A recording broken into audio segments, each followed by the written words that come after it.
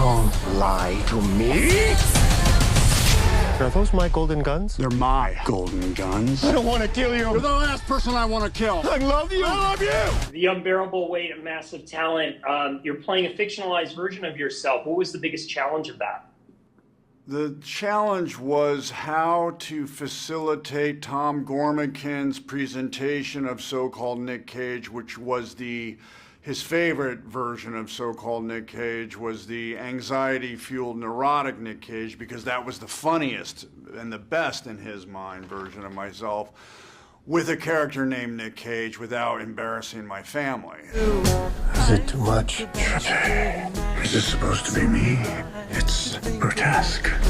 I'll give you 20,000 for it. And so I had to constantly make sure the movie never lapsed into a Saturday Night Live, Andy Samberg sketch, and keep it somewhat real for folks. And happily, Tom is an intelligent and sensitive filmmaker, and he wrote me a great letter, and I knew he was genuinely enthusiastic about some of the movies I had made. And I felt that I was in fairly good hands to say yes to his movie. Did you revisit some of your older roles? Which films did you look at to play this fictionalized version of Nick Cage? The only movie I looked at again, because we had a sequence where I was reprising the character from Face Off and Gone in 60 Seconds and Leaving Las Vegas in a kind of Cabinet of Dr. Caligari lens. I looked at Face Off because I wanted to see what I could do with some of the scenes and transmute them into a more German expressionistic style. Sadly, those vignettes never made it into the movie. You just mentioned Face Off. I've always actually wondered, was it always you going Castor and then Sean? Was there ever talk that you two would flip that around? No, there was never talk that we would flip it around, although ironically I play Sean more than I play Castor, but I think it was the indelible impression of Castor in the first 10 minutes of the movie, even during credits, that infused John's wonderful performance.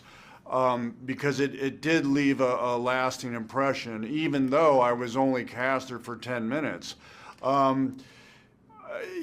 I don't know where I was at in that time in my life. There was a lot of things happening, and I was really kind of like a live wire, and it had to come out. And that character, even though only for 10 minutes, gave me a place to put it in a productive way, in a productive space, productive energy. I always remember seeing Raising Arizona. It was the first time I ever seen you in a movie, and I loved it. I became a lifelong fan. Thank you. Mr. Cage, 50 years from now, if people go back, they're going to discover your work. What's the one movie that you would like them to see first? Pig. I love that movie. I think in that movie I'd finally entered the room. You live your life for them, and they don't even see you.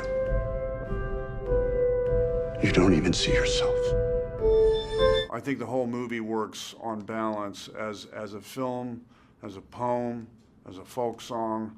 And I think in the performance, for me, it was the closest I got to what I like about Ernest Hemingway, because Ernest Hemingway was able to write in a very taut manner, and he would liken it to like a fishing line in the water, be like a fishing line in the way you choose your sentences. The fishing line is taut and the sprinklets of water come off. I'm paraphrasing.